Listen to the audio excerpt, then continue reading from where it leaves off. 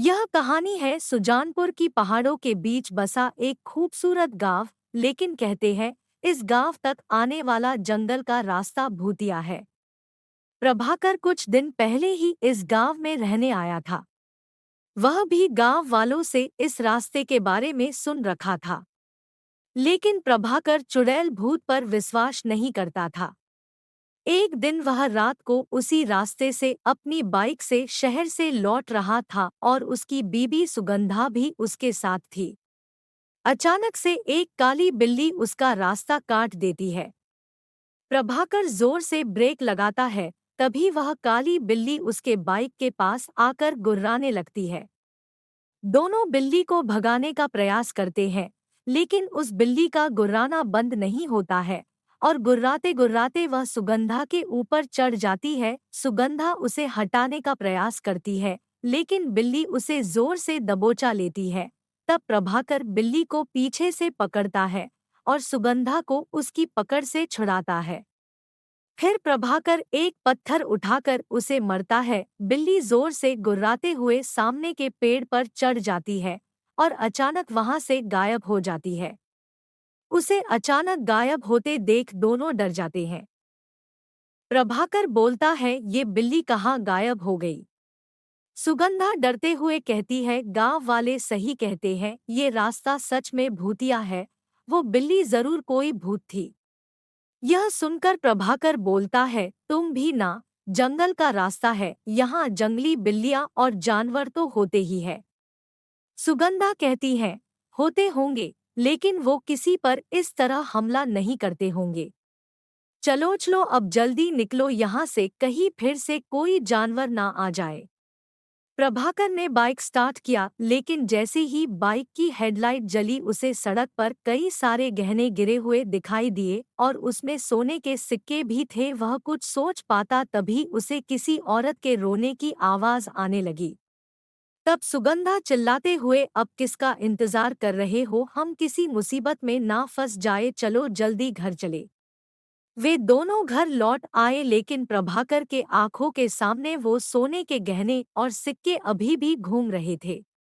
वैसे तो प्रभाकर को किसी बात की कमी नहीं थी, लेकिन वो बहुत लालची था। वो उन गहनों को किसी तरह हासिल करना चाहता था।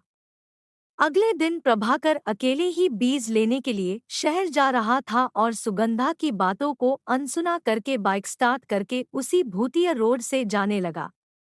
थोड़ी देर बाद वह उसी भूतिया रास्ते पर पहुंच गया। दिन के समय भी वह रास्ता बिल्कुल सुनसान था। प्रभाकर अपनी बाइक से चला जा रहा था, तभी उसे रास्ते के किनारे पर एक सुंदर सी दुल्हन दिखाई दी जो रो रही थी।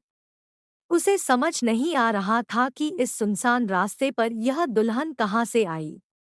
वह उससे कुछ पूछता तभी वह उसके पास आ गई और रोते हुए बोली। दुल्हन रोते हुए कहती है, भाई साहब देखिए ना, मैं रास्ता भूल गई हूँ, मुझे शहर जाना है, क्या आप मुझे शहर छोड़ देंगे? प्रभाकर चौंक कर बोल, लेकिन तुम यहाँ कैसे आई? लोग कहते हैं कि ये रास्ता भूतिया है। दुल्हन गिड़गिड़ने लगी, क्या बोलूं भाई साहब, मैं अपने पति के साथ कार से इस रास्ते से गुजर रही थी। अचानक एक काली बिल्ली ने हमारा रास्ता काट दिया और हम लोग रुक गए। मेरे पति ने कार रोकी, तभी उन्हें झाड़ियों के पीछे से किसी औरत के रोने की आवाज आई। वह वहां गए, तभी उनकी चीखने की आवाज आई। मैं दौड़कर वहां गई तो देखा वो वहां मरे पड़े थे। प्रभाकर बोला, तुम्हारा पति मर गए? दुल्हन बोली, हाँ वो मर गए और उनकी लाश झाड़ियों के पीछे पड़ी है। आप प्लीज मेरी मदद करिए और मुझे शहर तक छोड़ दीजिए, बदले में मैं आपको ये सारे सोने के गहने के दूंगी और मेरे पास कुछ सोने के सिक्के भी है। सोने की बात सुनकर प्रभाकर की कान खड़े हो गए। वो तो इसी की तलाश में आया ही था। उसने उन सिक्कों को अपने हाथों में ले लिया, लेकिन जैसे ही उसने अपने हाथों में लिया वह लड़की अब दुल्हन से चुड़ैल में बदल गई और जोर जोर से हंसने लगी और प्रभाकर धुएं में बदलने लगा। कुछ ही देर में प्रभाकर पूरी तरह से धुएं में बदल गया। उस चुड़ैल ने उस धुएं को एक बोतल में कैद कर लिया और ऊपर से ढक्कन लगाकर पहाड़ी के पीछे अपने घर के तहखाने में ले गई। वहां पर पहले से ही धुएं से भरी कई सारे बोतलें थी। चुड़ैल मन ही मन बोलती है, आज मेरी 11 लोगों की गिनती पूरी हो गई, बिना सोने का लालच दिए मैं इन्हें धुएं में नहीं बदल सकती थी। लालची कही के, कल अमावस्या है, कल मैं इन सबको इनके असली रूप में ले आऊंगी और इन सबको मारकर इनके आत्मा पर कब्जा कर लूंगी और फिर उसे अपने पति के शरीर में प्रवेश करा दूंगी और वो फिर से जीवित हो जाएंगे। दूसरी ओर रात काफी हो गई थी। प्रभाकर के घर नहीं पहुंचने पर सुगंधा को चिंता होने लगी। पूरी रात सुगंधा ने प्रभाकर का रास्ता देखा लेकिन नहीं आया। उसे समझ नहीं आ रहा था कि वहां कहाँ चला गया। तभी उसने देखा कि गांव के मुखिया जी गांव के कुछ लोगों के साथ वहां से गुजर रहे थे। वो उनके पास गई और सारी बात बताई। मुखिया ने सुगंधा से पूछा, बेटी सच सच बताना, तुम लोग हाल ही में भूतिया रास्ते पर गए थे क्या? सुगंधा बोली, जी गए तो थे, लेकिन उससे मेरे पति के ना लौटने का इससे क्या संबंध है? मुखिया बोले, कितनी बार कहा है उस रास्ते का इस्तेमाल मत करो, लेकिन पता नहीं लोगों को मेरी बात समझ क्यों नहीं आती है। सुगंधा, आखिर आप सभी को वहां से जाने से मन क्यों करते हैं? क्या राज है उस रास्ते का? मुखिया, बेटी, कुछ साल पहले एक नया शादीशुदा जोड़ा इसी रास्ते से गुजर रहा था। तभी गांव के ही कुछ बदमाश लोगों की नजर उन पर गई। उस दुल्हन के गहने देखकर उनके मन में लालच आ गया। उन्होंने उन गहनों के लालच में दोनों को मार दिया और मरते ही वह लड़की चुड़ैल बन गई। उस दिन से जो भी उधर गया वह वापस नहीं लौटा।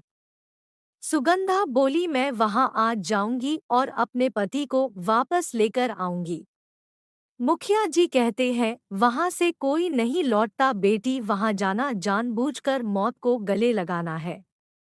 लेकिन सुगंधा ने उनकी एक ना सुनी और सुगंधा की जिद देखकर मुखिया भी गांव के कुछ लोगों के साथ तांत्रिक को लेकर भूतिया सड़क वाले रास्ते पर पहुंचे। उनमें से कुछ लोगों ने अपने हाथ में मसाल भी ले रखी थी।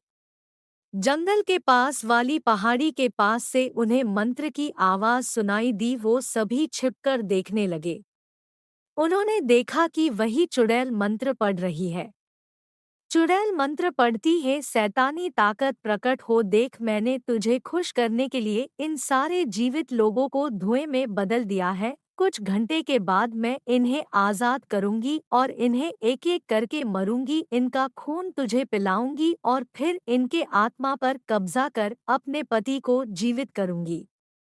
तभी तांत्रिक ने पत्थर खींचकर एक बोतल पर मारा। उसमें कैद एक आदमी बाहर निकला। चुड़ैल को इस बात का पता नहीं लगा क्योंकि वह आंखें बंद करके मंत्र पढ़ रही थी। तभी मुखिया जी बोले, अरे ये तो भीमा है। इसके साथियों ने ही मिलकर उस बेचारी औरत और उसके पति की हत्या की थी और ये लोग तो उस घटना के बाद गांव से गायब ही हो गए थे। तांत्रिक बोल, वे गायब नहीं हुए थे, ये चुड़ैल ने सबको कैद कर लिया था। इन्हीं की आत्मा से वो अपने पति को जिंदा करना चाहती थी। तभी सुगंधा बोली, पर इसने मेरे पति को क्यों पकड़ा? मेरे पति तो कुछ नहीं किए थे। तांत्रिक ने बताया, तेरा पति इन गुंडों की तरह लालची था, वो भी इसके गहनों के चक्कर में आ गया था। इसे अपने सिद्धि को पाने के लिए 11 लालची लोग चाहिए थे। 10 तो ये थे ही, लेकिन 11 की गिनती पूरी नहीं हो रही थी। लेकिन उस दिन जब तुम और तुम्हारा पति इस रास्ते से गुजर रहे थे तभी इसने जान लिया कि तेरे पति को लालच में फंसाया जा सकता है। वो बातें कर ही रहे थे कि चुड़ैल अपनी आंखें खोली और अपने सामने फूटी बोतल देखकर गुस्से में भर गई। इतने में तांत्रिक ने कुछ मंत्र पढ़कर मसाल को उसके ऊपर फेंका, वो जलने लगी। इसी बीच तांत्रिक ने सारी बोतलों को पत्थर मारकर फोड़ दिया और उसमें से कैद सभी लोग बाहर निकल गए। प्रभाकर भी उनमें से एक था। उसे देखकर सुगंधा रोने लगी। चुड़ैल चिल्लाई, ये तूने ठीक नहीं किया तांत्रिक, इन लोगों ने मुझे और मेरे पति को मारा था, तुमने इन दुष्टों को आजाद करा दिया। तांत्रिक ने नरमी से बोला, इनके गलती की सजा इन्हें जरूर मिलेगी। मैं इस बात का वादा करता हूँ, लेकिन तू जो कर रही थी ये करके तू ईश्वर को चुनौती दे रही थी। एक बार जो मर गया उसे जीवित नहीं किया जा सकता। चुड़ैल जलकर राख हो गई। उसके बाद गांव वालों ने उन बदमाशों को पुलिस के हवाले कर दिया। प्रभाकर के साथ साथ पूरे गांव वालों ने लालच न करने की कसम खाई। उस दिन के बाद से वो रास्ता भूतिया नहीं रहा। चुड़ैल की आत्मा मुक्त हो गई।